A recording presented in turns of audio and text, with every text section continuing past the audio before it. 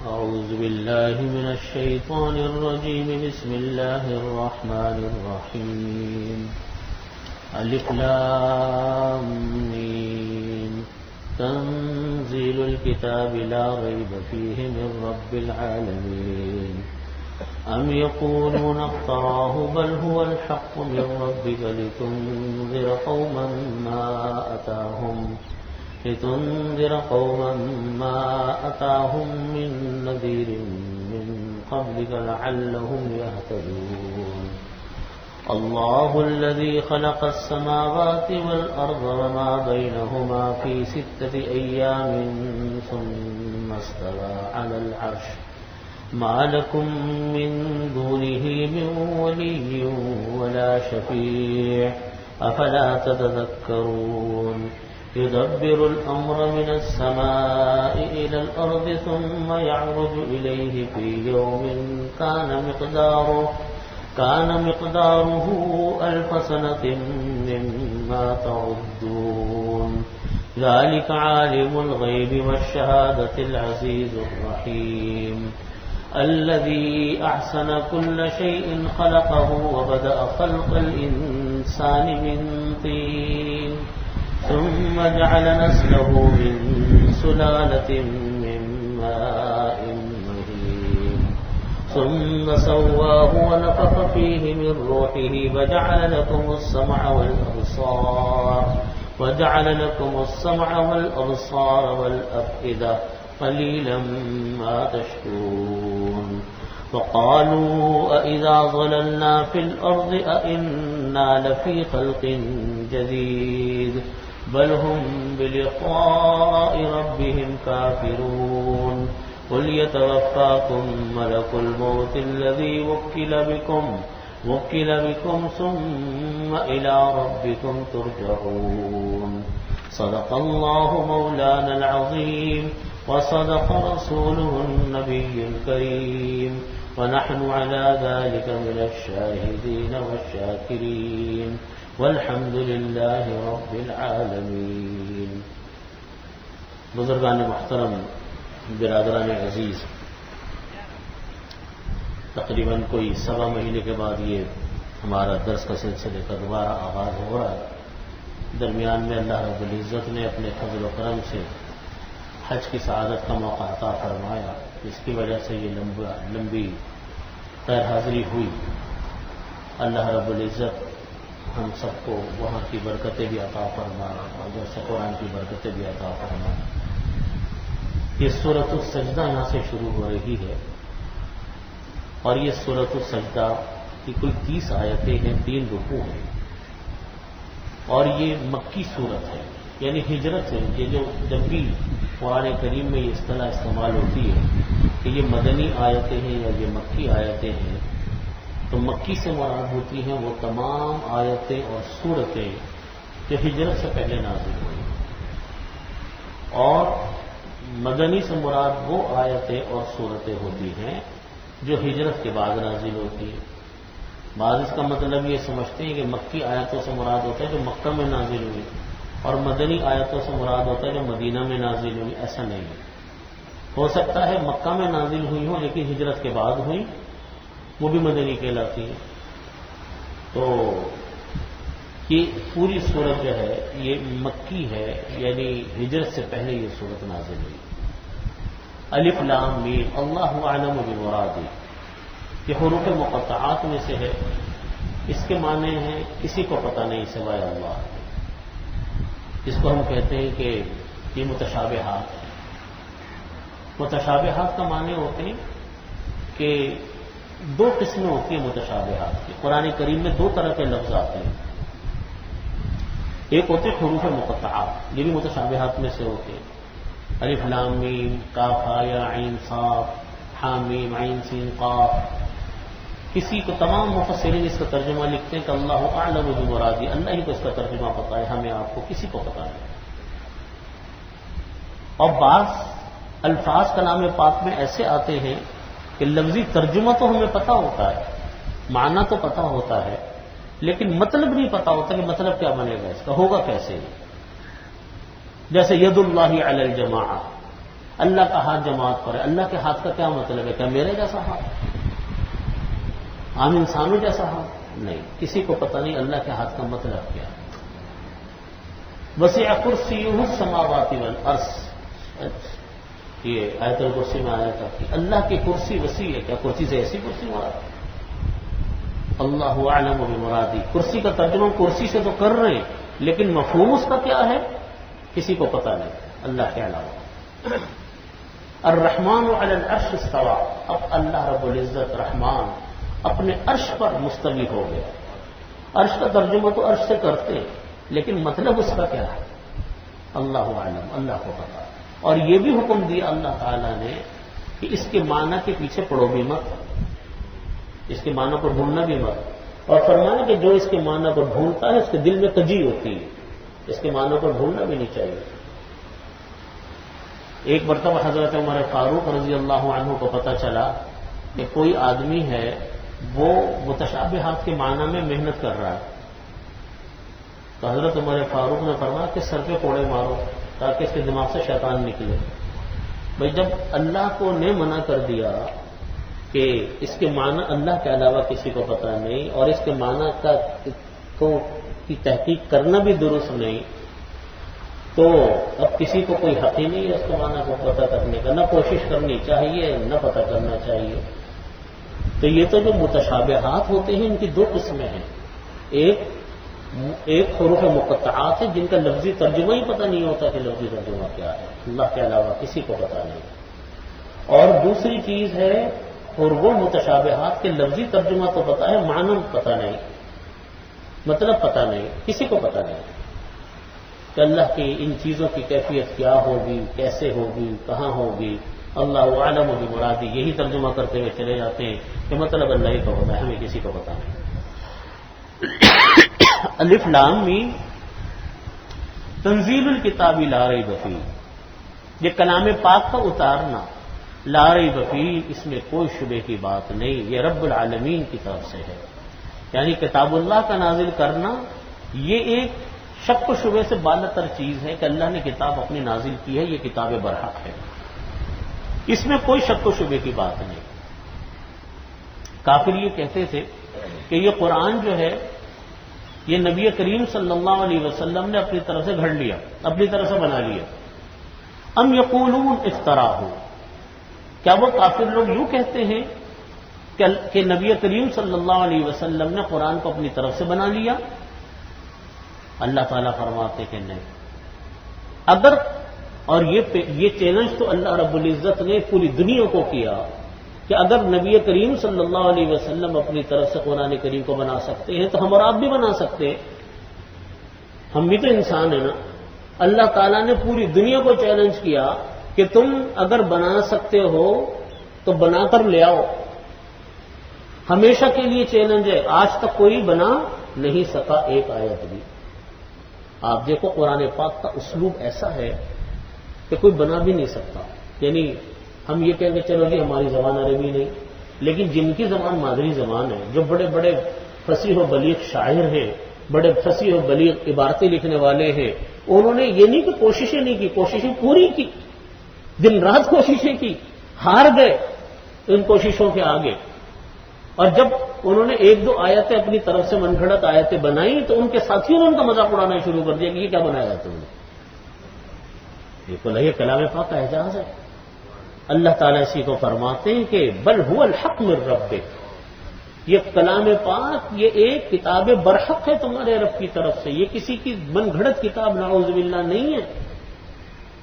اور آپ دیکھیے کلام پاک کے یوں تو بے شمار اعجاز ہیں، ان میں سے ایک سب سے بڑا اعجاز کہہ لیں یا یوں کہہ لیں کہ بہت بھاری بھرکم اعجاز کلام پاک کا یوں کہہ لیں کہ دنیا کی کوئی کتاب حفظ نہیں کی جا سکتی. میں اور آپ کو اگر ہمیں کوئی بہت اچھا ناول کوئی پسند آ جائے، وہ کوئی بہت اچھی کتاب پسند آ جائے، ہم اس کو یاد کرنے بیٹھے تو میں خیال 2 دن میں ہمارا دل گھبرا جائے اس کو یاد کرنے سے، یاد نہیں کر سکتے، ممکن نہیں. لیکن یہ کلام پاک کا اعجاز دیکھیے، جب سے کلام پاک اللہ نے نازل کیا اس وقت سے لے کر آج تک اور رہتی دنیا تک، کتنے دن اب دنیا کے باقی اللہ کو پتا ہے. کتنا انسان اس کلام پاک کو حفظ کرتا، کتنا انسان حفظ کرتا. چھوٹے چھوٹے بچے، معصوم معصوم بچے جن کو کوئی چیز اور پتہ نہیں ہوتی، کلام پاک حفظ ہے. 8-8 سال کی عمر میں، 9-9 10-10 سال کی عمر میں کلام پاک حفظ کرتے. پورے مجمع میں کوئی کلام پاک کی ایک آیت اونچ نیچ غلطی کر جائے، آدھا مجمع تو ہلتا ہے اپنی جگہ سے کہ اس نے غلطی کر دی. کوئی آتا ہی نہیں ہوتا. ممکن نہیں ہے کہ کوئی آیت غلط پڑھ کر نکل جائے کلام پاک کی 10 آوازیں آ جائیں گی کہ اس نے غلط پڑھا. ایسا کسی اور کتاب کے ساتھ ہوتا. اور پھر کلام پاک کا اعجاز آپ دیکھو کہ اس کی چاشنی ہے، اس کی طرف انسان کی دل کا ایک لگاؤ ہے کہ سمجھ میں آئے یا نہ آئے لوگ سننے آ رہے ہیں اس کلام پاک. اب رمضان میں تراویح ہوتی، 1.25 سپارے کی تراویح، عموماً مسجدوں میں 1.25 یوں چلتا، 1 سپارہ 1.25 سپارہ. مسجدیں بھری پڑی ہیں، ایک نہیں پورے ملک کی مسجدیں ماشاءاللہ بھری پڑی ہیں. کوئی لوگوں سے پوچھے کہ بھائی تم دن بھر کے روزے سے گرمی تھکے ہوئے، افطار کے بعد ویسی انسان کی طبیعت بوجھل ہو جاتی ہے، اب آ رہے ہیں، اٹھا نہیں جا رہا، مشکل بھر رہے ہیں، مسجد میں پہنچے، کیوں آ رہے ہیں، کیا سننے آ رہے ہیں؟ اللہ کا کلام سننے آ رہا ہے. سمجھ میں بھی نہیں آ رہا، لیکن اس کی محبت، اس کی چاشنی، کھڑے میں سن رہے، مزہ آ رہا ہے. اللہ کا کلام سن رہے. ہم اور آپ کو دوسرا کلام سن سکتے ہیں؟ کوئی ممکن ہے کہ ہم اتنی دیر کس کھڑے ہو کر کوئی کلام سن لیں؟ پھر کلام پاک کا ترجمہ، پھر کلام پاک کی تحقیق، پھر کلام پاک کی تشریح. اللہ، اس کے اندر انسان کا انہمام. ابھی میں حج کے سفر پہ تھا تو ایک دن میں طائف چلا گیا. پہلے بھی ایک مرتبہ حاضری ہوئی تھی تو طائف میں گیا. مجھے طائف بڑا عجیب سکون سا ملتا ہے، طائف جا کے بڑا اچھا لگتا ہے. طائف بڑا پرسکون شہر، مجھے عجیب برکتیں اس شہر کی ہیں، انوارات ہیں اس شہر کے. تو طائف میں حضرت عبداللہ ابن عباس رضی اللہ عنہ کا مزار ہے. حضرت عبداللہ ابن عباس رضی اللہ عنہ کا مزار. حضرت عبداللہ ابن عباس رضی اللہ عنہ یہ ان صحابہ کرام میں سے ہیں. تھے تو نبی کریم صلی اللہ علیہ وسلم کے زمانے میں بہت چھوٹے. حضرت عباس آپ کے بیٹے چھوٹے تھے، لیکن اللہ نے علم بہت دیا تھا. مفسر قرآن سے بہت بڑے، جیسے حضرت عبداللہ ابن مسعود رضی اللہ عنہ، حضرت عبداللہ ابن عباس، یہ مفسر قرآن صحابہ کرام. جب کسی کلام پاک کی تشریح میں آ جائے کہ حضرت عبداللہ ابن عباس نے اس کی یہ تشریح کی تو دوسروں کی گردنیں جھکتی ہیں اس کے آگے. وہاں ان کے بارے میں واقعہ ان کے مزار پر لکھا ہوا تھا. اب تو انہوں نے وہ واقعہ ہٹا دیا، لیکن یہ کتابوں میں بھی واقعہ لکھا ہوا ہے. حضرت عبداللہ ابن عباس کے مزار پہ بھی یہ واقعہ لکھا ہوا ہے کہ جب حضرت عبداللہ ابن عباس رضی اللہ عنہ کا انتقال ہوا، میں یہ ترکیب ہی تھی، بے شمار تلامذہ اور شاگرد حضرت عبداللہ ابن عباس کے تھے. تو ایک پرندہ آیا اور آ کر حضرت عبداللہ ابن عباس رضی اللہ عنہ کے کفن کے اندر گھس گیا. جیسے 4 پائی میں میت رکھی ہوئی ہے، کفن میں لپٹی ہوئی ہے، پرندہ آیا سفید رنگ کا، کفن میں داخل ہو گئی. جیسے چڑیا ہوتی ہے اس ٹائپ کی. لوگوں نے جلدی سے کفن کو اٹھایا تو اندر سے کوئی چڑیا ہی نہ نکلی، غائب ہو گیا. ڈھونڈا ڈھونڈا ڈھونڈا، یا اللہ، آنکھوں کے سامنے گیا اور کہاں چلا گیا؟ جاتے ہوئے دیکھا، نکلتے ہوئے تو کسی نے بھی نہیں دیکھا. 2-4 آدمی تھے، نہیں بھرا ہوا مجمع تھا. حضرات علماء سے پوچھا، صحابہ کرام کا مجمع تھا، عام علماء نہیں تھے، صحابہ کرام تھے. ان سے پوچھا کہ یہ کیا قصہ ہے؟ تو سب نے اس کی تشریح یہ کی کہ اصل میں یہ حقیقت میں کوئی پرندہ نہیں تھا، بلکہ وہ علم تھا جو حضرت عبداللہ ابن عباس کے ذریعے اللہ نے دنیا میں پھیلایا، اور وہ حضرت عبداللہ ابن عباس کے ساتھ اب قبر میں چلا گیا. وہ پرندہ علم تھا جو اللہ نے ان کو دیا.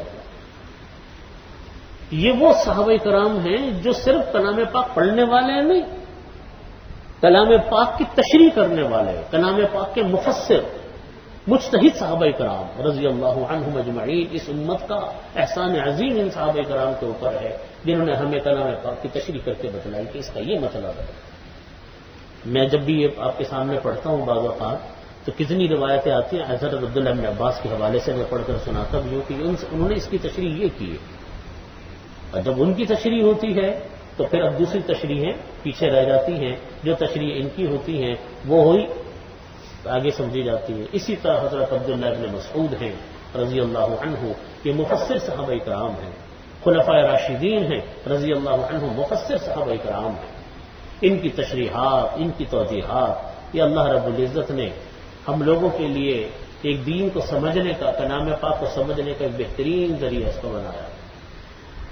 تو فرمایا کہ بل هو الحق من ربک، یہ کلام پاک یہ کتاب برحق ہے آپ کے رب کی طرف سے. لتنذر قوما ما اتاهم من نذیر من قبلک لعلهم يهتدون. یہ کلام پاک اللہ نے کیوں نازل کیا؟ تاکہ آپ ڈرائیں ان لوگوں کو، ان قوموں کو، ما اتاهم من نذیر، جن کے پاس اللہ کی طرف سے کوئی ڈرانے والا نہیں آیا. قرآن کریم ہے، آپ لوگوں کو سنائیں گے تو جن قوموں کے پاس کوئی ڈرانے والا نہیں آیا، کوئی اللہ کی دین کی تعلیم دینے والا نہیں آیا، آپ ان کو یہ کلام پاک پڑھ کر سنائیں. لعلہم یہتدون، تاکہ وہ ہدایت پائیں. آپ دیکھیے جو بدعت ہے نا، بدعت یہ کس چیز کی پیداوار ہے؟ میرے دادا حضرت مفتی محمد شفیع صاحب رحمۃ اللہ علیہ فرمایا کرتے تھے بدعت پیداوار جہالت کی ہے. بدعت پیداوار کس کی ہے؟ جہالت.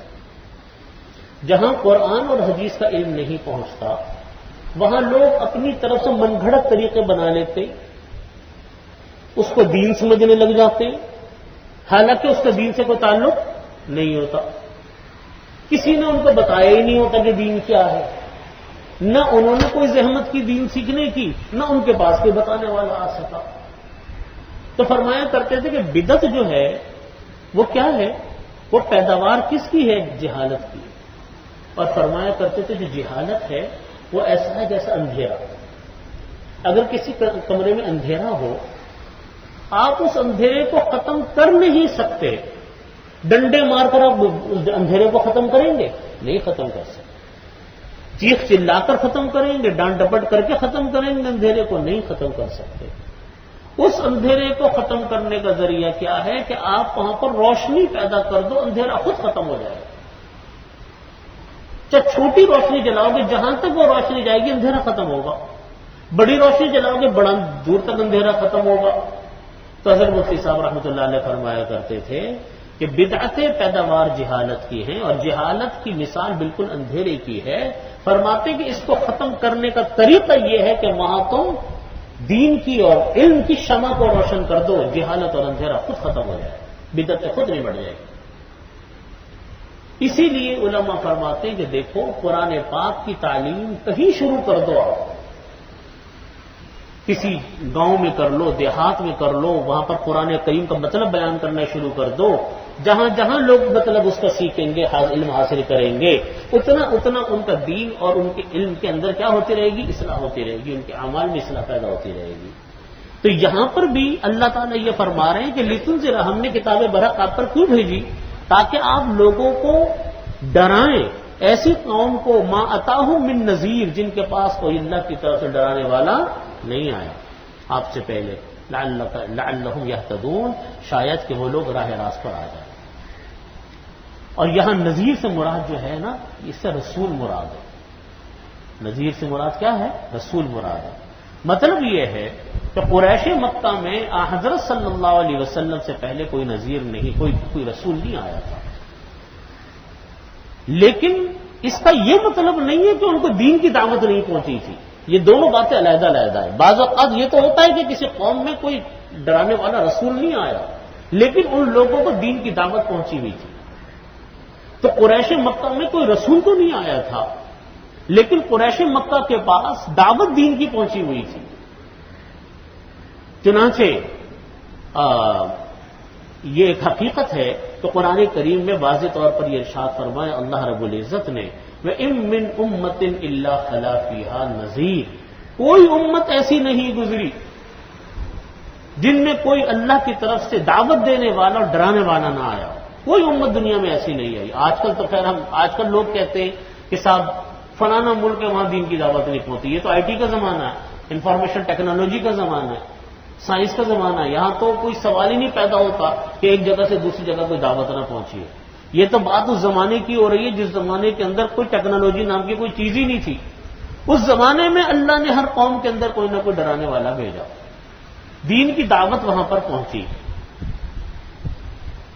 اللہ تعالیٰ, اب یہ کوئی ضروری نہیں کہ دعوت دینے کے لیے کوئی رسول ہی آئے, ہو سکتا ہے کہ دعوت دینے کے لیے کوئی عالم ہو سکتا ہے دعوت دینے کے لیے کوئی پیغمبر ہو سکتا ہے ان کا کوئی نائب ہو سکتا ہے ان کا کوئی خلیفہ ہو. تو اس آیت سے تمام امتوں اور جماعتوں تک توحید کی دعوت پہنچ جانا معلوم ہوتا ہے کہ اللہ کی دین کی دعوت تمام انسانوں تک پہنچ چکی. چنانچہ ابو حیان نے فرمایا کہ توحید و ایمان کی دعوت کسی زمانے اور کسی مکان اور کسی قوم میں کبھی منقطع نہیں ہوتی, اور جب کہیں نبوت پر زمانے دراز تک گزر جانے کے باوجود اس نبوت کا علم رکھنے والے علماء بہت کم رہ گئے تو کوئی دوسرا نبی و رسول مبعوث ہو گیا.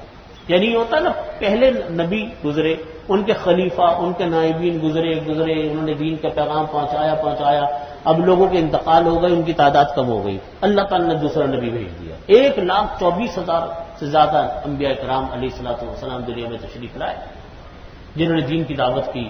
جب ایک کی دعوت کے لوگ ختم ہونے لگے, اللہ نے دوسرا بھیجا, تیسرا بھیجا, چوتھا بھیجا, 1,00,000 سے زیادہ یہ دعوت کا پیغام لے کر آئے. چنانچہ اقوام عرب, ان کے اندر بھی جو توحید کی دعوت تھی, وہ توحید کی دعوت پہلے ضرور پہنچی ہوگی ان کے پاس. اب ہو سکتا ہے کہ اللہ کے کوئی نبی لے کر پہنچے, اللہ کا کوئی رسول لے کر پہنچا ان کے پاس دین کی دعوت کو, ہو سکتا ہے ان کے نائبین علماء لے کر پہنچے, لیکن ان تک دعوت پہنچی. اللہ. چنانچہ نبی کریم صلی اللہ علیہ وسلم کے آنے سے پہلے اور آپ کی بعثت سے پہلے بہت سے حضرات کے متعلق یہ ثابت ہوا کہ وہ ان تک نبی کریم صلی اللہ علیہ وسلم کی دعوت تو نہیں پہنچی تھی, لیکن حضرت ابراہیم علیہ الصلوۃ والسلام کی اور اسماعیل علیہ الصلوۃ والسلام کی دعوت اور دین کے اوپر وہ لوگ قائم تھے. روح المعانی میں حضرت موسیٰ ابن عقبہ کی مغازی سے یہ روایت نقل کی ہے کہ زید ابن عمرو ابن نفیل جو حضرت صلی اللہ علیہ وسلم کی بعثت اور نبوت سے پہلے آپ سے ملے بھی تھے, مگر نبوت سے پہلے ان کا انتقال ہو گیا تھا. یہ اس سال کی بات ہے جس سال بیت اللہ شریف کی تعمیر مکمل کی قریش نے, بیت اللہ شریف کی قریش نے تعمیر مکمل کی. تو موسیٰ ابن عقبہ نے یہ نقل کیا کہ قریش کو یہ بت پرستی سے روکتے تھے, حالانکہ یہ مسلمان نہیں ہوئے تھے, لیکن حضرت ابراہیم علیہ الصلوۃ والسلام کے دین کے اوپر یہ قائم تھے. اور ہر نبی کی تعلیمات کا بنیادی حصہ کیا ہے کہ اللہ ایک ہے, وحدہ لا شریک ہے. وہ بت پرستی سے منع کرتے تھے, شرک سے منع کرتے تھے. اللہ تشرکوا باللہ شیئا. پہلی دین کی تعلیم کیا ہوتی تھی کہ اللہ کے ساتھ کسی کو شریک مت ٹھہرانا. چنانچہ وہ بتوں کے نام پر قربانی دینے کو بہت برا کہتے تھے, مشرکین کے ذبیحوں کو منع کرتے تھے. تو آپ صلی اللہ علیہ وسلم سے ان کے بیٹے ملے, حضرت سعید ابن زید ابن عمر جو عشرہ مبشرہ صحابہ کرام میں سے ہیں. انہوں نے یہ روایت کیا کہ نبی کریم صلی اللہ علیہ وسلم سے میں نے عرض کیا کہ میرے والد کا جو حال تھا وہ آپ کو معلوم ہے کہ وہ شرک نہیں کرتے تھے, بتوں کی پوجا نہیں کرتے تھے, اور ابراہیم علیہ السلام کے دین پر رہتے ہوئے وہ لوگوں کو بت پرستی سے منع کرتے تھے کہ دیکھو شرک مت کیا کرو, بتوں کی پوجا مت کیا کرو. تو کیا میں ان کے لیے دعائیں مغفرت کر سکتا ہوں؟ تو نبی کریم صلی اللہ علیہ وسلم نے فرمایا کہ ہاں ان کے لیے دعائیں مغفرت جائز ہے. اس سے پتہ چلا کہ کوئی امت, کوئی قوم ایسی دنیا میں نہیں ہے جن تک دین کی دعوت نہ پہنچی ہو. ہر جگہ اللہ تعالی نے اپنی دین کی دعوت کو پہلے بھی پہنچایا, آج بھی پہنچایا. اللہ الذی خلق السماوات والارض. توحید کے بعد اللہ تعالیٰ فرماتے ہیں کہ دیکھو اللہ وہ ہے جس نے پیدا کیا آسمان کو اور زمین کو, وما بینہما, اور جو کچھ آسمان اور زمین کے برابر کی چیزیں ہیں ان کو, فی ستۃ ایام, 6 دن میں اللہ نے ان کی تخلیق مکمل کر دی. اب دن سے کیا دن مراد ہیں یہ بھی اللہ کو پتا ہے, ہمیں پتا نہیں یہی 24 گھنٹے مراد ہیں یا عالم برزخ کے گھنٹے اور دن مراد ہیں, یہ اللہ ہی کو خبر. ثم استوى علی العرش، پھر اللہ تعالیٰ عرش پر مستوی ہو گیا، عرش پر بیٹھ گیا۔ یہ بھی متشابہات میں سے ہے۔ اللہ کے عرش پر بیٹھنے کا کیا مطلب ہے؟ بیٹھنے سے کیسا بیٹھنا مراد ہے؟ ہماری طرح بیٹھنا، کس کی طرح کا بیٹھنا؟ یہ اللہ ہی کو خبر ہے، اللہ کے علاوہ کسی کو اس کا مطلب پتہ نہیں۔ ما لکم من دونہ من ولی ولا شفیع، اور فرمایا کہ تمہارا اللہ کے علاوہ نہ کوئی حمایتی ہے نہ کوئی سفارشی ہے۔ افلا تتذکرون، کیا تم لوگ نصیحت حاصل نہیں کرتے؟ کیا تم لوگ دھیان نہیں کرتے کہ اصل کوئی حمایتی سوائے اللہ کے انسان کے پاس کوئی بھی نہیں۔ اللہ ایک وحدہ لا شریک، ساری طاقتوں کا مجمع اللہ، ہر طرح کی طاقت اللہ، ہر طرح کی قوت اللہ، رزق دینے والا اللہ، صحت دینے والا اللہ، زندگی دینے والا اللہ، موت دینے والا اللہ، شفا دینے والا اللہ، بیماریاں دینے والا اللہ، ہر چیز کا مالک اللہ، ہر چیز کا خالق اللہ، ہر چیز اللہ کے دست قدرت میں۔ کسی انسان کے پاس کوئی طاقت نہیں، کوئی قوت نہیں، لا حول ولا قوت الا باللہ، کوئی مجال نہیں، کوئی طاقت نہیں سوائے کس کے؟ اللہ۔ ہم اللہ کے در کو پکڑتے نہیں، اللہ کے سے مانگتے نہیں، اللہ کو راضی کرتے نہیں، دنیا کے چھوٹے چھوٹے دروں کو کھٹکھٹاتے کرتے۔ کوئی کسی مزار میں جا کے لوٹے مار رہا ہے، نہیں، کوئی کسی میت کے پاس بیٹھا ہوا ہے، ارے بھائی میت میں کیا رکھا، مزاروں میں کیا رکھا؟ اس مزاروں کے مالک، اس میتوں کے مالک، ان سب چیزوں کے خالق اور مالک کون ہے؟ اللہ ہے۔ اللہ تعالیٰ فرماتے ادعونی استجب لکم، میرے سے دعائیں مانگو، میں تمہاری دعا کو قبول کروں گا۔ تم کہاں کن کے دروں پر جا رہے ہیں؟ ادعونی استجب لکم، لا حول ولا قوت الا بالجال، تمام کوئی مجال نہیں، کوئی طاقت نہیں سوائے اللہ کے۔ لا ملجا ولا منجا الا باللہ، کوئی جائے نجات نہیں، کوئی جائے ٹھکانہ نہیں سوائے کس کے؟ اللہ کے۔ اللہ سے اپنے تعلق کو مضبوط کرو، اللہ سے اپنے تعلق کو مضبوط کرو، اس سے بہتر کرو، اس کے در پر جاؤ، اس سے مانگو، اس سے باتیں کرو، اس سے اپنے دکھڑے بیان کرو، اس سے اپنا رونا رو، جو کرنا ہے اللہ سے کرو، پھر دیکھو اللہ کیسے نوازتا ہے۔ ہمارے حضرت فرماتے تھے اللہ سے باتیں کیا کرو، اپنے دکھڑے بیان کیا کرو اللہ سے۔ جس طرح ہم اپنے دوست، اپنی ماں، اپنا باپ، اپنے بھائی، اپنی بیوی، اپنے بچوں سے اپنے کو دکھڑا بیان کر کے اپنے دل کو ہلکا کرتے ہیں نا، ہم کہتے ہیں چلو جی یہ میرا ہمدرد ہے، اس سے اپنی باتیں کر لو، دل کا بوجھ ہلکا ہو جاتا ہے۔ آپ اللہ ہمارے حضرت فرماتے تھے اللہ سے بیان کیا تھا۔ یہ جو بزرگ فرماتے ہیں نا کہ رات کی تاریکی میں بیٹھا کرو، اللہ سے مناجات کیا کرو۔ مناجات کا مطلب کہ دعائیں مانگو، یہ بھی ہے، اور اپنا جو دل کا بوجھ ہے نا، انسان کا جو بوجھ ہے، انسان کی جو باتیں، اللہ تعالیٰ سے باتیں کیا کرو۔ ہمارے حضرت یہ بات کہتے تھے، مطلب اس کو سمجھ میں آتا نہیں تھا، سچی بات ہے، لیکن یا تو عمر کم تھی اس لیے نہیں سمجھ میں آتا تھا، لیکن اب میں سوچتا ہوں کہ عجیب بات ہمارے حضرت کہتے تھے۔ حضرت کہتے تھے کہ اللہ سے چپکے چپکے باتیں کیا کرو، یہ بہت کہتے تھے، اللہ سے چپکے چپکے باتیں کیا۔ میں یہ بات آپ سے عرض کرتا ہوں، آپ خود تجربہ کریے گا اس کا۔ یہ ہم نے اپنے اوپر بلا وجہ کی پابندی عائد کر رکھی ہے کہ نماز میں بیٹھیں گے، وضو کریں گے تو 27ویں شب کا انتظار کریں گے، رمضان کی تو دعا مانگیں گے اللہ سے۔ وہ مانگیں گے، سب مانگیں گے، وہ بھی مانگ لیں گے بھائی یہ دیکھو وقت آئے گا انشاءاللہ 27ویں شب کا، کوئی اور مبارک رات آئے گی، لیکن باقی راتیں، باقی دن کوئی بیکار تھوڑی ہے جس میں آپ اللہ سے کوئی کانٹیکٹ نہیں کر سکتے، کوئی جناب وہاں پر کوئی رابطہ ممکن نہیں ہے، کوئی دروازہ بند تھوڑی ہے، کوئی نو انٹری کا بورڈ تھوڑی لگا ہوا ہے کہ اب یہاں پر آپ اللہ کے بارگاہ میں داخل نہیں ہو سکتے۔ 24 گھنٹے اللہ بیٹھا ہوا، تمام رمضان میں، شب برات میں، ویسے پوری رات اللہ کا منادی پکارتا، حدیث میں آتا ہے کہ آسماء دنیا پر اللہ تعالیٰ اپنے منادی کو بھیجتے ہیں، وہ پکار کر کہتا ہے کہ حل من مستغفر فاغفر له، کیا کوئی مغفرت کا طلبگار ہے کہ میں اس کی مغفرت کروں؟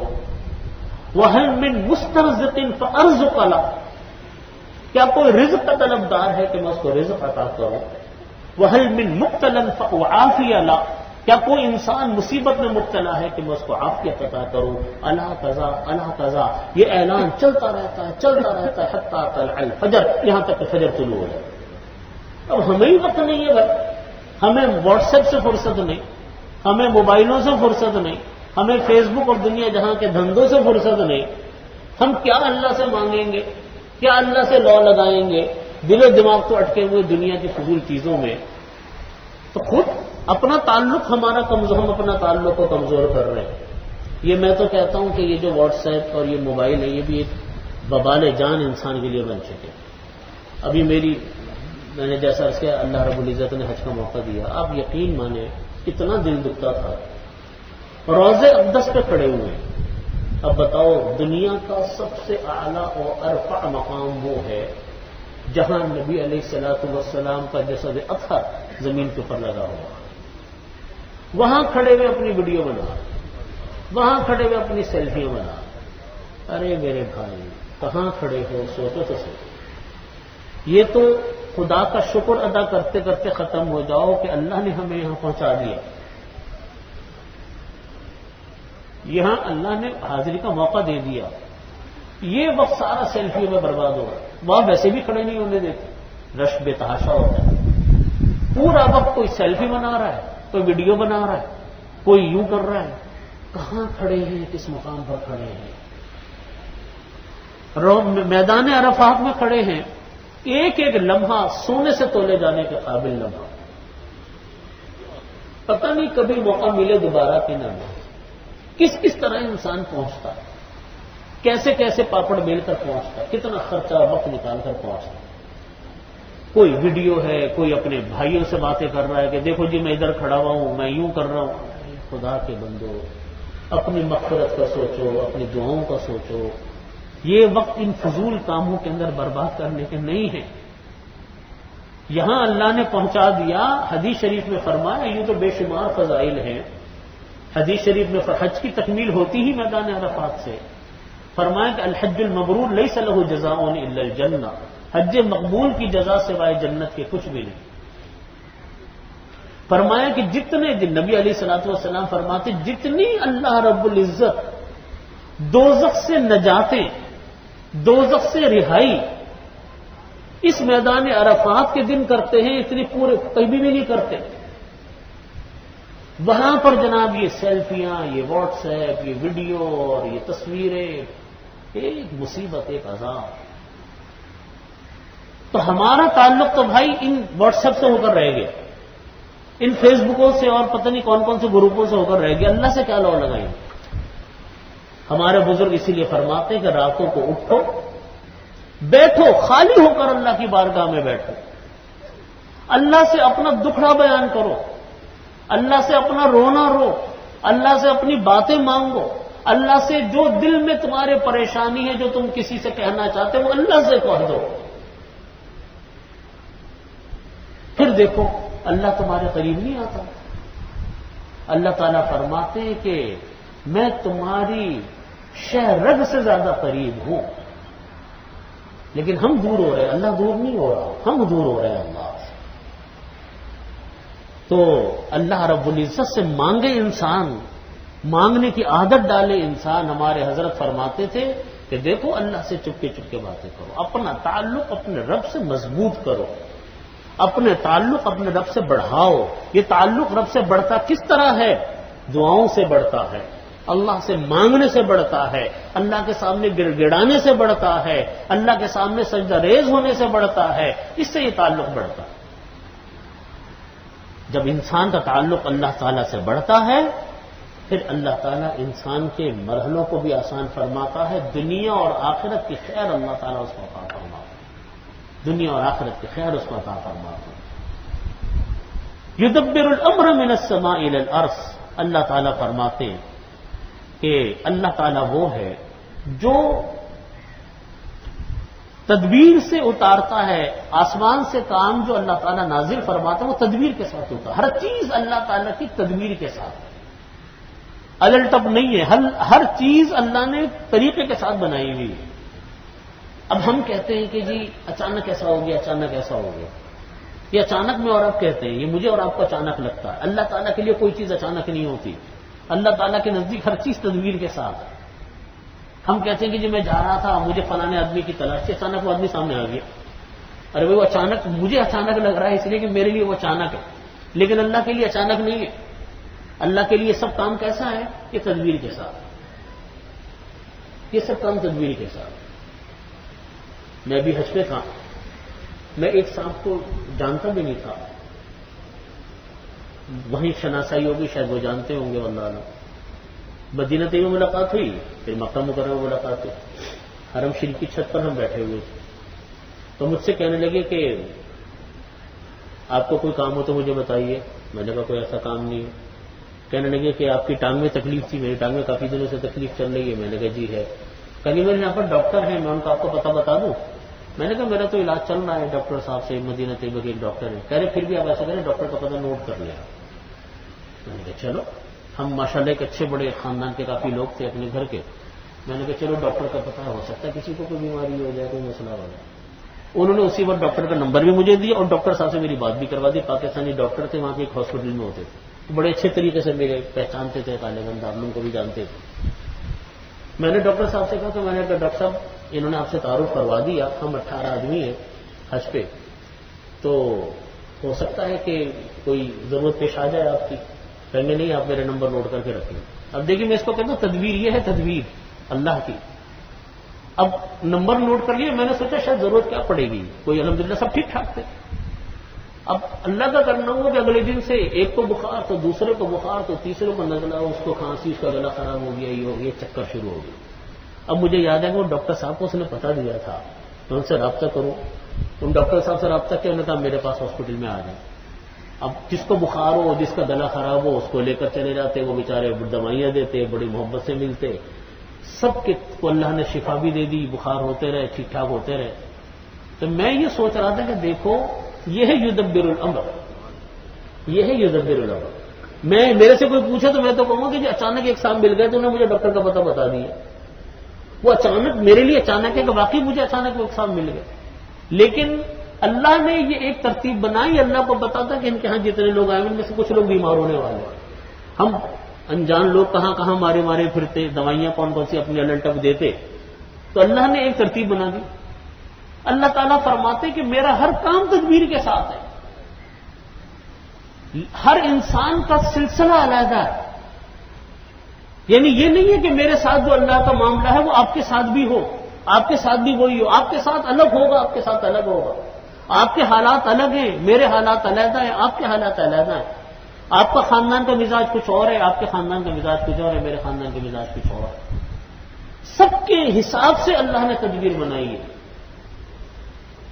یہ ہے مدبر. اللہ کو کہتے ہیں مدبر، ہر کام کو تدبیر سے کرنے والا، ہر انسان کے کام کو تدبیر سے کرنے والا یہ اللہ. اس کو اللہ تعالیٰ فرماتے ہیں کہ یدبر الامر من السماء الى الارض. اللہ تعالیٰ تدبیر سے اتارتے ہیں کام آسمان سے زمین تک. ثم یعرج الیہ فی یوم کان مقدارہ الف سنہ. ایک واقعہ لکھا بزرگ حضرت تھانوی رحمۃ اللہ علیہ کے حالات نے لکھا ہوا، مواعظ میں بھی لکھا ہوا.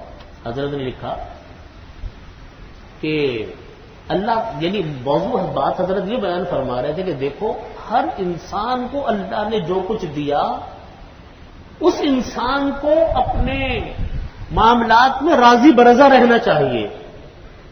ہر انسان کو اپنے معاملات میں کیا رہنا چاہیے؟ راضی رہنا چاہیے. میں نے جیسا کیا کہ میرے حالات علیحدہ ہیں، میرا اللہ کے ساتھ معاملہ علیحدہ ہے. آپ کے حالات علیحدہ، آپ کا معاملہ علیحدہ. ہر انسان محنت پوری کرے، دعائیں پوری مانگے، جو پھر اللہ اپنے فضل سے فیصلہ کر دے اس کے اوپر راضی ہو جاؤ. اپنی اڑی مڑی مت دکھاؤ اللہ کو کہ اللہ میں نے ایسا نہیں کہ ایسا کر دوں، یوں نہیں، یوں. ہر چیز میں اپنی نہیں چلانی، بس مانگو اللہ سے، کوشش پوری کرو، جو اللہ کی طرف سے فیصلہ آ جائے سر تسلیم خم کرو.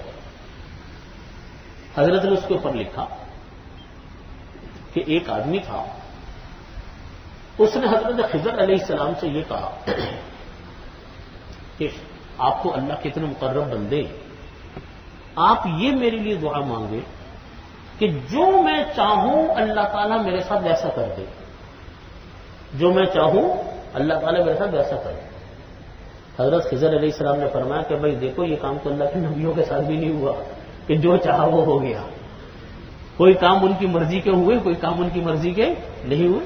تمام انبیاء کے ساتھ یہ تھا، چاہتے کچھ تو ہو کچھ رہا۔ تو کہا فرمایا کہ اللہ کے سب سے مقرب لوگ انبیاء کرام علیہ الصلوۃ والسلام اس دنیا میں، ان کے ساتھ یہ نہیں ہوا تو تمہارے ساتھ کہاں سے ہو؟ حضرت خضر علیہ السلام نے کہا کہ اچھا ہاں یہ کام کر لو کہ تم کسی انسان کو اپنا آئیڈیل بنا لو کہ یہ آدمی میرا آئیڈیل ہے، اور میرے سے اب یہ کہہ دو کہ میرے لیے دعا کر دے کہ اللہ تعالیٰ مجھے اس جیسے انسان بنا دے، تو میں یہ دعا مانگ لوں گا اللہ سے کہ یا اللہ یہ آدمی چاہتا ہے کہ مجھے اس جیسے انسان بنا دے۔ تو اس آدمی نے کہا یہ تو ہو سکتا ہے۔ تو حضرت خضر علیہ السلام نے کہا کہ جاؤ ڈھونڈو، دنیا میں اتنے انسان پھر رہے ہیں کہ تم چاہو کہ تمہاری زندگی ایسی ہو جائے تو تم اپنی زندگی ایسی کر لینا، اس کی دعا کہہ دینا میں دعا مانگ لوں۔ اب لکھا ہے کہ جناب وہ پھرنا شروع ہوا، ایک کے پاس تو ایک اچھائی نظر آئی تو 10 خرابیاں نظر آئیں، پھر دوسرے کے پاس ایک اچھائی نظر آئی پھر 10 خرابیاں نظر آئیں، پھرتا پھرتا پھرتا پھرتا تھک گیا۔ کوئی آدمی ایسا ملے ہی نہیں جس کو کہہ کے میں جیسی دعا مانگ لوں۔ آخر میں ان کو ایک نواب صاحب نظر آئے، نواب صاحب نظر آئے۔ وہ نواب صاحب بے تحاشا خوبصورت، وجیح، اللہ نے ان کو دنیا کی دولت سے بھی بہت نوازا، صحت مند، بیٹے بھی ان کے ماشاءاللہ خوبصورت جوان بیٹے۔ انہوں نے سوچا کہ میرے خیال میں ان سے زیادہ بہتر انسان اس وقت مجھے دنیا میں کوئی میسر نہیں آ سکتا، میں یہ دعا مانگتا ہوں کہ اللہ تعالیٰ مجھے اس جیسا انسان بنا دے۔ جب دعا مانگنے کے لیے اور حضرت خضر علیہ السلام کے پاس آنے کے لیے وہ تیار ہوئے تو انہوں نے سوچا، اس آدمی نے سوچا کہ میں پہلے نواب صاحب سے تو پوچھ لوں کہ بھئی تم بھی اپنی زندگی سے مطمئن ہو کہ نہیں ہو، کہیں ایسا نہ ہو کہ میں تم جیسے بننے کی دعا مانگوں میں بھی کسی مصیبت میں مبتلا ہو جاؤں۔ یہ نواب صاحب کے پاس پہنچ گیا وہ آدمی، اور نواب صاحب سے جا کر کہا کہ نواب صاحب میری یہ خواہش تھی، مجھے حضرت خضر علیہ السلام نے یہ کہا تھا کہ جیسے آدمی کی دعا مانگ لو، تو مجھے تو آپ اپنا آئیڈیل نظر آتے ہیں، آپ میرے لیے آئیڈیل ہیں، لہذا میں تو آپ جیسے بننے کی دعا مانگنے جا رہا ہوں۔ نواب صاحب نے کہا کہ ارے اللہ کے بندے یہ غضب نہ کرنا، یہ غضب مت مانگنا، تم میری دنیا کی ظاہری جو چیزیں ہیں، ظاہری جو خوبصورتیاں ہیں ان سے تم متاثر ہو گئے، تمہیں میرے اندر کا تو حال ہی نہیں پتا کہ میں اندر کس کرب اور بے چینی اور تکلیف کا شکار ہوں۔ انہوں نے کہا نواب صاحب آپ کو بھی کوئی پریشانی ہو سکتی ہے اس دنیا میں، آپ تو سر سے پیر تک چاروں طرف جاہو حشم آپ کے، آپ تو کوئی دور دور نظر نہیں آتا کہ کسی تکلیف میں مبتلا ہوں۔ کہہ رہے نہیں بھائی تمہیں نہیں پتا میں اندر سے کس تکلیف کا شکار ہوں۔ انہوں نے کہا کہ تم میرے مال و دولت سے متاثر ہو رہے ہو، میرے بیٹوں سے متاثر ہو رہے، تو یاد رکھو میں ایسی تکلیف کا شکار ہوں گھریلو طور پر کہ یہ جو میرے بیٹے نظر آ رہے ہیں یہ میرے حلال بیٹے نہیں ہیں، یہ میرے حرام بیٹے ہیں، اور میرے گھر کے اندر طرح طرح کے مسائل ہیں۔ میں تم کو مشورہ دیتا ہوں، میں تو روز جیتا ہوں روز مرتا ہوں، میں تمہیں مشورہ دیتا ہوں کبھی بھول کے بھی میرے جیسا بننے کی دعا مت مانگنا۔ یہ تو تمہیں ظاہری رونقیں نظر آ رہی ہیں، ظاہری چیزیں نظر آ رہی ہیں، یہ تو ایک ایسے ہی ہے، اندر کی گھریلو زندگی تو میری بڑی تباہی کی شکار ہے۔ یہ حضرت خضر علیہ السلام کے پاس آ گئے، کہیں گے حضرت میں معافی مانگتا ہوں آپ سے، میں نے غلط چیز کی خواہش کی، مجھے اللہ نے جس حال میں رکھا ہے، مجھے اللہ نے جو کچھ عطا فرمایا میرے لیے یہی بہتر تھا جو مجھ کو اللہ نے دیا ہے۔ حضرت نے اس کے بعد لکھا، اس واقعے کو بیان کرنے کے بعد حضرت نے فرمایا کہ ہر انسان کا معاملہ اللہ کو پتا ہے کہ اس کے حق میں کیا بہتر ہے، جو اس کے حق میں بہتر ہے وہ دوسرے کے حق میں بہتر نہیں ہے۔ اس لیے اللہ کی جو تدبیر ہے، اللہ کے جو فیصلے ہیں، ان فیصلوں کے اوپر انسان کو راضی برضا رہنا چاہیے۔ ہاں اپنے کرنے کے کام دو ہیں کہ محنت کرنے میں کمی نہ کرو، اللہ سے مانگنے میں کوتاہی نہ کرو۔ محنت کرنے میں کمی نہیں، اپنا کام پورا، صبح سے محنت کا آغاز کرو، شام تک اپنے جسم میں جتنی جان ہے، جتنے وسائل ہیں، پورے صرف کر کے انسان محنت کرے جو کر سکتا ہے، اور اللہ کے سامنے ہاتھ پھیلا کر مانگنے سے پیچھے نہ ہٹے کوتاہی نہ کرے. پھر ان دونوں کے بعد جو ملے گا اس میں انشاءاللہ خیر ہی خیر. آدمی یہ نہ سوچے کہ جب ملنا ہے تو چلو جی ہاتھ باندھ کر بیٹھ گیا ابھی دوسرے دیں گے. نہیں، یہ طریقہ سنت کا نہیں. سنت کا طریقہ کہ محنت کرو، اپنے بس کی محنت پوری کرو، مانگو اللہ سے. محنت سے کام نہیں چلتا، اللہ سے مانگنا بھی پڑتا. اللہ سے مانگو. جب اللہ سے مانگ لیا اب راضی ہو جاؤ اللہ کے فیصلے کے اوپر. جو اللہ نے فیصلہ کیا سو کیا، انشاءاللہ اسی میں بہتری ہے. پھر فرمایا کہ اللہ تعالیٰ تدبیر سے اتارتا ہے کام آسمان سے زمین تک، پھر ہر انسان کا کام چڑھتا ہے. یعنی ہم نے دنیا میں کوئی محنت کی، ہم نے دنیا میں کوئی عمل کیا، یہ عمل ہمارا اللہ کی بارگاہ میں آسمان پر پہنچ گیا. کان مقدارہ الف سنۃ مما تعدون، یہ کام اس کی طرف ایک دن میں جس کا پیمانہ 1000 برس کا ہے تمہاری گنتی کے مطابق یہ کام وہاں چڑھتا ہے. اب دیکھیے یہ جو اللہ رب العزت بیان فرماتے ہیں کہ فی یوم کان مقدارہ، انسان جتنے ہم اعمال کرتے ہیں ہمارے اعمال سارے اس دن تک پہنچتے ہیں جس کی پیمائش اللہ نے رکھی 50,000 سال کے برابر. الف سنۃ مما تعدون، 1000 سال کے برابر. یعنی اس سے مراد روز قیامت. ہمارا ہر عمل روز قیامت میں پہنچے گا، یہ مطلب ہے اس کا. ہمارا ہر عمل کہاں پہنچے گا؟ روز قیامت میں پہنچے گا. اور روز قیامت میں جب پہنچے گا تو گنتی کے اعتبار سے وہ 1000 سال کے برابر ہوگا. سورہ معارج کی آیت میں اللہ تعالیٰ نے روز قیامت کے دن کو فرمایا کہ فی یوم کان مقدارہ 50,000 سنہ، کہ روز قیامت اللہ تعالیٰ کی مقدار کے مطابق 50,000 سال کے برابر ہوگا. تو سورہ سجدہ کے اندر 1000 سال بیان کیا، سورہ معارج کے اندر کتنا بیان کیا؟ 50,000 سال بیان کیا. اب سوال یہ کہ دونوں میں سے کون سی صحیح ہے دونوں کلام پاک کی آیت ہے. اس کی مختلف تشریحات حضرات مفسرین سے منقول ہے. تو بیان القرآن میں حضرت تھانوی رحمۃ اللہ علیہ نے بیان فرمایا کہ اس کا سیدھا سادہ سا جواب تو یہ ہے کہ جو اللہ کے نیک بندے ہوں گے اس کا مدار انسان کے اعمال پر ہوگا. جس کے اعمال اچھے ہوں گے اس کو دن وہ 1000 سال کے برابر لگے گا. جس کے اعمال جو ہے وہ خراب ہوں گے اس کو وہ دن زیادہ لمبا لگے گا، 50,000 سال کے برابر لگے گا.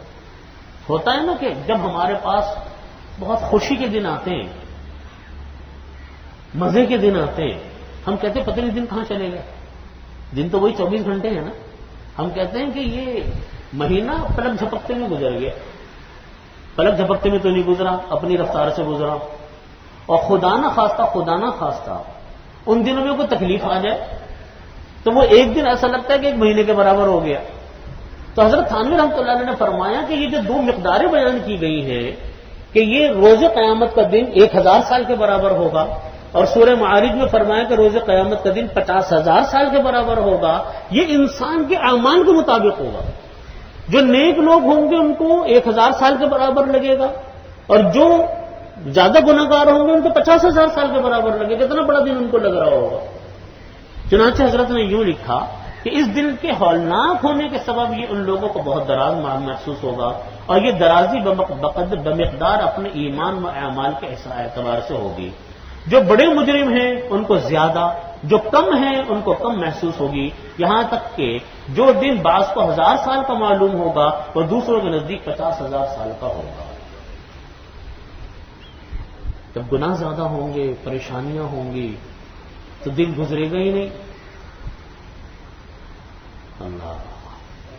اللہ تعالیٰ آسان فرمائے ہم سب کے اس مرحلے کو جس کو ہم سب بھولے بیٹھے ہیں.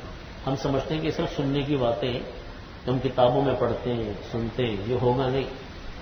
ہو رہا ہے، اصل حقیقت ہے، یہ تو ہر ایک کے ساتھ ہونا ہے، وہ دن آنا ہے.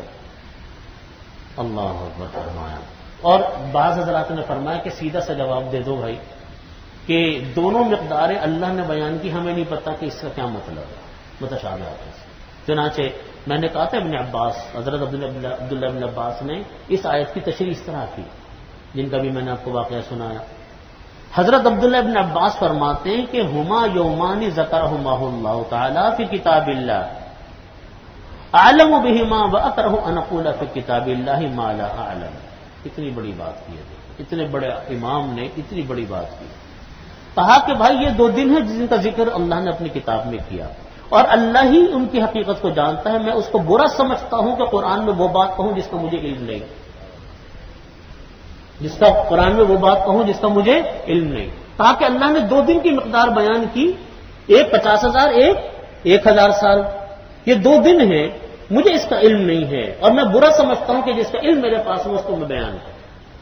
اس لیے یہ مطلب اللہ ہی جانتے کہ کون سا مطلب ہے. تو بس ٹھیک ہے، یہی ہمارا عقیدہ ہے، یہی ہمارا ایمان ہے کہ ان دونوں میں سے کچھ ہوگا، یہ دونوں ہوں گے یا کیا ہوگا، اللہ ہی کو خبر ہے کیا مطلب اس کا ہونا ہے. اللہ الذی فرمایا کہ ذالک عالم الغیبی، مطلب کہنے کا یہ ہے کہ اللہ تعالیٰ تدبیر سے، آیت کا دوبارہ مطلب عرض کرتا ہوں کہ اللہ تعالیٰ تدبیر سے آسمان سے زمین کی طرف چیزوں کو اتارتے ہیں، پھر انسان اپنے اپنے کام کرتے ہیں، انسان کے اعمال وہ اٹھتے ہیں آسمان کی طرف جاتے ہیں، اور روز قیامت میں وہ جا کر وہ اعمال جمع ہو جاتے ہیں جس روز قیامت کی مقدار 1,000 سال کے برابر ہے. وہاں فیصلہ ہوگا ہمارے اعمال کا کہ اللہ تعالیٰ اعمال میں ہمیں کون سے عمل کا کیا ثواب دیتے. پھر پتہ چلے گا دنیا میں ہم کتنے پانی میں تھے، کون دنیا میں جیت گیا، کون دنیا میں ہار گیا، کون دنیا میں آگے نکل گیا، کون دنیا میں پیچھے نکل گیا. بعض لوگ ایسے کہ جن کو ہم سمجھتے ہیں کہ بہت بڑے ہیں، اللہ کے نزدیک کچھ بھی نہیں. اور حدیث شریف میں فرمایا کہ بعض لوگ ایسے ہوتے ہیں دیکھنے میں بالکل عام سے، فرمایا کہ ہمارے گھروں پر آ جائے دھکے دے کے باہر نکال دو، لیکن اللہ کے نزدیک اتنے مقرب کہ لو اقسم علی اللہ لابرہ، اللہ کے نام لے کر قسمیں کھائیں تو اللہ قسموں کو پورا کرے گا. اس لیے کسی انسان کو حقیر نہیں سمجھنا چاہیے. آدمی یہ سمجھے کہ کوئی انسان حقیر ہے، معمولی سا ہے، یہ کون ہوگا، یہ کیا جانتا ہے. ارے تمہیں کیا پتہ اللہ کے یہاں کیا ہے، اس کو بتاؤ اللہ کے ایسا کیا مقام. کوئی انسان کو حقیر نہیں سمجھنا چاہیے. جس کو ہم حقیر سمجھتے ہیں وہ اللہ کے یہاں پتہ نہیں کیا مقام رکھتے ہیں. جب حضرت یہ واقعہ آتا ہے نا کلام پاک کے اندر، پہلے میں آپ کی تفصیل پورا کر لوں. فرمایا کہ یدبر الامر من السماء، اللہ تعالیٰ تدبیر سے اتارتے ہیں کام کو آسمان سے زمین کی طرف. ثم یعرج الیہ فی یوم، پھر اللہ تعالیٰ انسان کے اعمال جو کرتا ہے اس کو آسمان کی طرف بھیجتے ہیں، اور وہ اعمال اس دن میں جا کر جمع ہوتے ہیں جس کی مقدار 1,000 سال کے برابر ہے. ذالک عالم الغیب والشہادہ، یہ ہے جاننے والا اور چھپے اور کھلے کا زبردست رحم والا. یعنی اللہ تعالیٰ جو ہیں یہ وہ عالم الغیب والشہادہ، یہ غیب کو جاننے والے ہیں، شہادت موجودہ چیز کو جاننے والے ہیں. العزیز، اللہ تعالیٰ کون ہے؟ زبردست ہے. اور رحیم، اللہ تعالیٰ کیسے ہیں؟ رحم والے ہیں. یہ اس کا علم ہے، یہ ہمارا علم نہیں ہے کہ کون کس مقام پر ہے، کس جگہ کے اوپر پہنچ رہا ہے. یہ اللہ تعالیٰ ہی کا چیز ہے، اللہ تعالیٰ ہی اس چیز کو اچھی طریقے سے جانتے ہیں. الذی احسن کل شیء خلقہ وبدأ خلق الانسان من طین. حضرت میں یہ عرض کر رہا تھا کہ کسی انسان کو حقیر نہیں سمجھنا چاہیے. دیکھیے حضرت اویس قرنی رضی اللہ عنہ،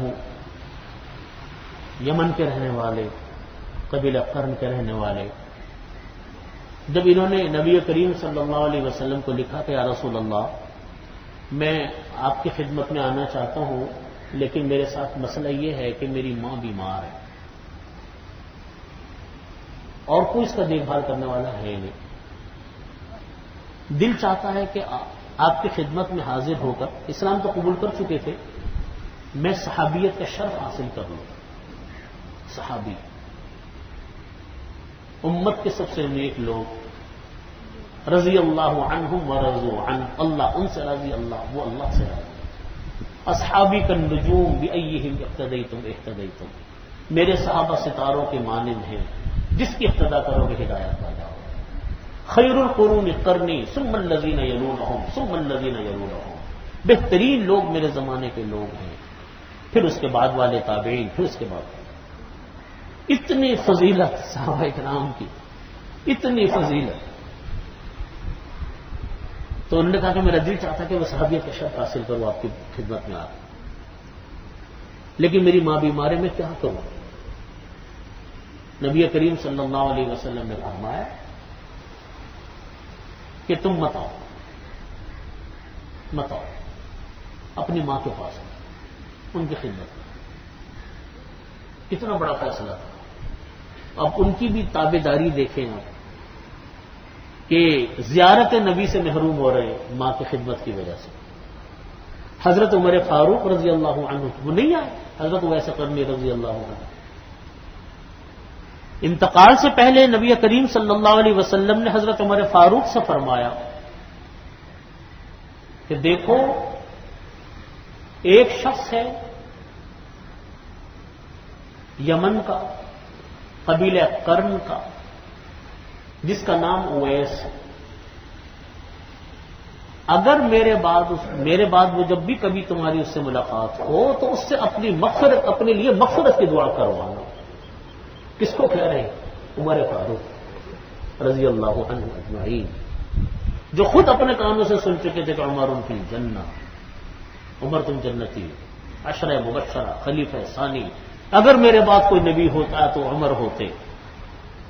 یہ سارے فضیلتیں سن چکے، معراج پر تشریف لے گئے تو کہا کہ عمر میں نے تمہارا محل دیکھا جنت میں، میں نے آپ کا محل دیکھا جنت میں، میرا دل چاہا کہ میں تمہارے محل میں داخل ہو جاؤں تو مجھ کو تمہاری غیرت یاد آئی.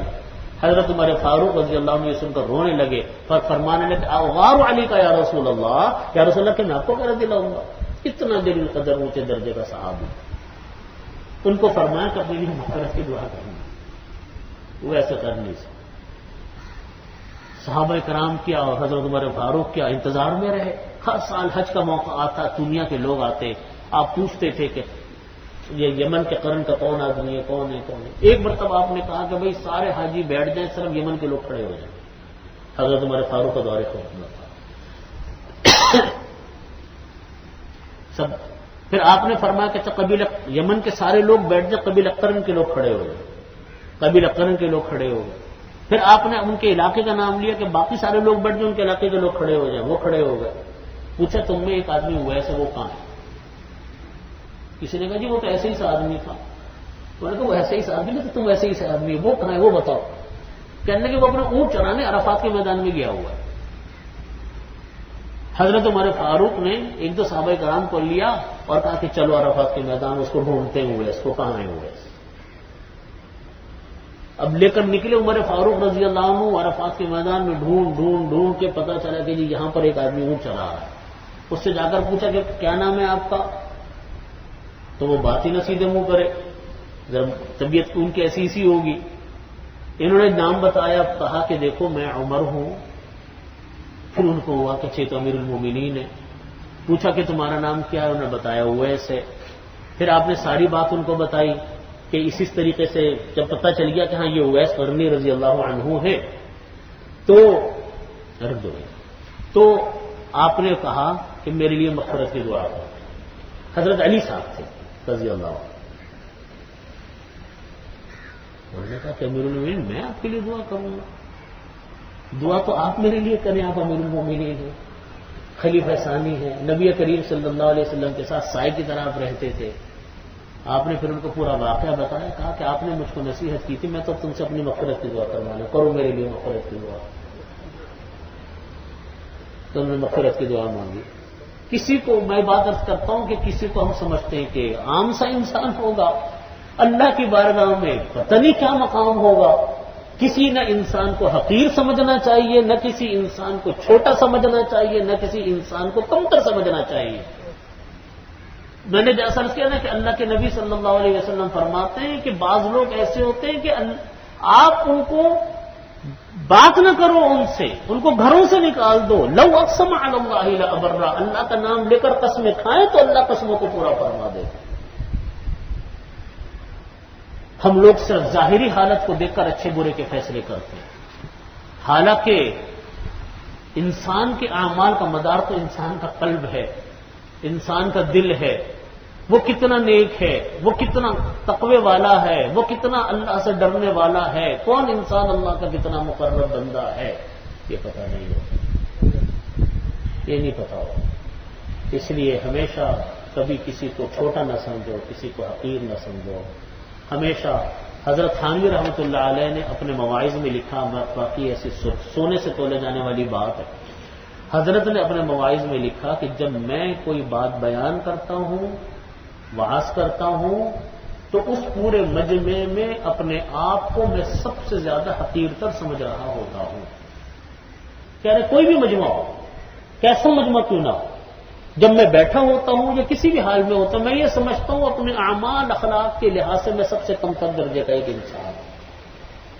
اس کی انہوں نے مشق کی ہوگی نا، ایک انسان اپنے آپ کو سمجھے کہ سب سے اعلیٰ عرفہ تو میں ہوں، میرے سارے تو میرے نیچے کے لوگ ہیں، یہ تکبر ہے جس سے پناہ مانگی اللہ نبی کریم صلی اللہ علیہ وسلم۔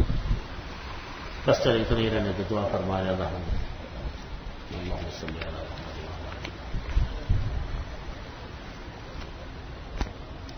اللهم صل على محمد وعلى آله وصحبه ربنا ظلمنا أنفسنا وإن لم تغفر لنا ربنا ظلمنا أنفسنا وإن لم تغفر لنا وترحمنا لنكونن من الخاسرين اللهم أحسن عاقبتنا في الأمور كلها وأجرنا من خزي الدنيا وعذاب الآخرة اللهم إنا نجعلك في نحورهم ونعوذ بك من شرورهم اللهم إنا نسألك الهدى والتقى والعفاف والغنى رب اغفر وارحم وأنت خير الراحمين۔ یا اللہ ہمارے تمام گناہوں کو معاف فرما، تمام صغیر کبیرہ گناہوں کو مغفرت فرما۔ یا اللہ قرآن پاک پر عمل کرنے کی توفیق عطا فرما، ان کو ہماری زندگیوں میں رچا بسا دیجیے۔ قرآن پاک کو پڑھنے کی توفیق عطا فرما، اس کو سمجھنے کی توفیق عطا فرما، اس کے مطابق زندگیوں کو ڈھالنے کی توفیق عطا فرما۔ نبی کریم صلی اللہ علیہ وسلم کی احادیث کو پڑھنے کی توفیق عطا فرما، سمجھنے کی توفیق عطا فرما، اس کے مطابق اپنی زندگیوں کو ڈھالنے کی توفیق عطا فرما۔ یا اللہ ہم سب کو عافیت کاملہ عطا فرما، یا اللہ ہم سب کو راحت کاملہ عطا فرما، یا اللہ ہم سب کو ہر طرح کی خوشیاں عطا فرما، ہر قسم کی پریشانیوں سے یا اللہ ہم سب کو محفوظ فرما، ہر طرح کی پریشانیوں سے، تکلیفوں سے، آزمائشوں سے یا اللہ ہماری حفاظت فرما۔ یا رب کریم، یا رب ذوالجلال والاکرام، ہمارے ملک کی حفاظت فرما، یا اللہ ہمارے ملک کی حفاظت فرما، پوری دنیا کے مسلمانوں کی حفاظت فرما۔ پوری دنیا کے مسلمان طرح طرح کی تکلیفوں میں ہیں، یا اللہ ان کو مکمل صحت عطا فرما، تندرستی عطا فرما، عافیت عطا فرما۔ جو لوگ اپنے گھروں سے بچھڑے ہوئے ہیں، اپنوں سے بچھڑے ہوئے ہیں، جیسے شام کے مسلمان ہیں، کشمیر کے لوگ ہیں، عراق کے لوگ ہیں، یا اللہ ان کے اپنے لوگوں سے ان کو ملوا دیجیے۔ یا اللہ جو معذورین ہیں، جو زخمی ہیں، ان کو صحت کاملہ عطا فرما۔ جو اپنے گھروں سے بے گھر ہیں ان کو اپنے گھروں میں آباد فرما۔ جو ریفیوجیز کیمپوں میں ٹھہرے ہوئے ہیں ان کو اپنے گھروں میں آباد فرما، سب کی تکلیفوں کو ختم فرما۔ تمام بیماروں کو یا اللہ شفاء کامل عاجل مستمر دائم عطا فرما۔ میری ایک عزیزہ بیمار ہیں اہلیہ محمد سعید اختر، ان کے لیے دعا فرمائے، اللہ تعالیٰ ان کو مکمل شفا عطا فرما۔